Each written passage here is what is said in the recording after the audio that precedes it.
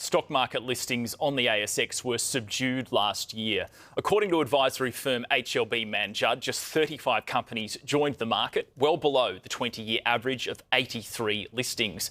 Many businesses are choosing to remain private and raise funds directly from investors instead, which avoids the additional scrutiny and regulatory filings that come with going public. I spoke to Simon James, partner at Mann, Judd, a little earlier. It has been very subdued for a while. I think there was 35 listings last year per the IPO watch report that we put out.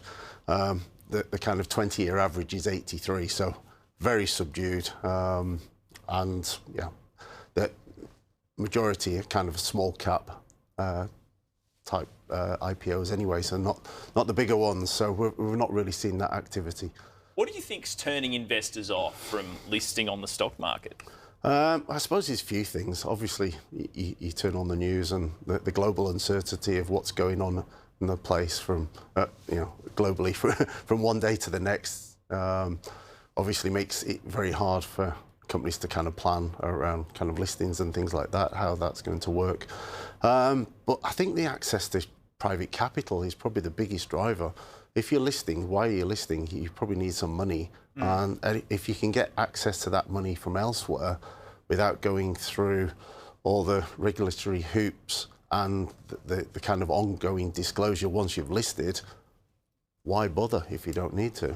Yeah, so is there become a bit more of a shift towards those private markets over the past few years? Correct. I mean, this has been coming out of America for a long time, but if you kind of roll back 8 to 10 years, we used to have things called the unicorns, billion-dollar companies that hadn't listed yet. They were called unicorns because they were few and far between. Whereas now it's, people go A series fundings, B, C, go through the alphabet twice and get to huge sizes before they even think about IPOing. So that kind of velocity to market isn't what it used to be. So yeah, we actually had a business on earlier this week. Gilmore Space Technologies did a Series E funding just recently. They're now worth $1 billion, so they're a unicorn. I mean, they're just one example. And there's few of them around here. But just looking at some of the big IPOs last year, it looks like it was a lot of success in the mining sector. I guess good gold prices, good copper prices helped some of those small cap miners get listed and get on the market. Yeah, absolutely. I mean, gold prices are kind of record highs. It's actually surprising that there wasn't more that actually came to market because, with the prices, the business fundamentals, it added all up. It should be a good proposition. Gold has definitely been a positive in terms of the numbers, but not as many as you would potentially think. When I started reporting on business about 10, 12 years ago, I would go to a lot of IPO ceremonies because there were so many all the time. But last year, one that stood out that I did attend was Virgin Australia. But that was, they only raised a small amount of capital on the public markets, but that was a pretty big IPO in the grand scheme of things.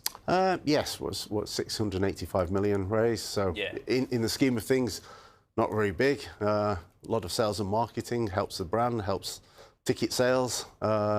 But it's not massive by any stretch of the imagination. I think there was $3.2 billion raised in IPOs last year, which is not a lot of money. Which is not a lot of money. It's not a lot of money at all. And early last year, there was a reverse takeover where Chemist Warehouse basically is now on the market. But again, it wasn't technically an IPO, but that was a pretty big ceremony as well that I remember going along to. Yes, no, it's always nice to go ring the bell. But, I mean, how long has the IPO market been under pressure for, and, what are you expecting in 2026? The last 3 years have been very, very flat. Yeah, it has to be said. It has been very, very flat. The expectations going forward, there's definitely more green shoots this year than there were last year. Few companies have come out and talked about potential IPOs going forward. Some of that's potentially just self-promotion of the business and the brand itself. But I know from talking to bankers, to other accountants, to lawyers, there's a lot more murmurs and there's a lot more conversations being had. And I'm quietly confident that this year is going to be a lot stronger with a lot more kind of meaningful IPOs coming to the market. And the ASX itself has been under a bit of pressure from regulators as well. Do you think that's dented the appetite a little bit to raise capital through? Yes, it has. They've made steps to kind of streamline processes, but I think it's not moving the needle by any stretch of the imagination in any direction. So everybody knows what it's like to list. You know you've got to go through all the kind of regulation. You know you've got your ongoing disclosures that you have to abide by once you're listed. That's not changed. There's more disclosures, carbon accounting that we have to kind of include in the financial statements and things like that now, but it's not changing it. So it's really, what do we need the money for? Is an IPO the best way to get that money, or is private capital or another source of funds better suited? Simon James, partner at HLB Mann, Judd. Great to have you on the show. Thank you very much.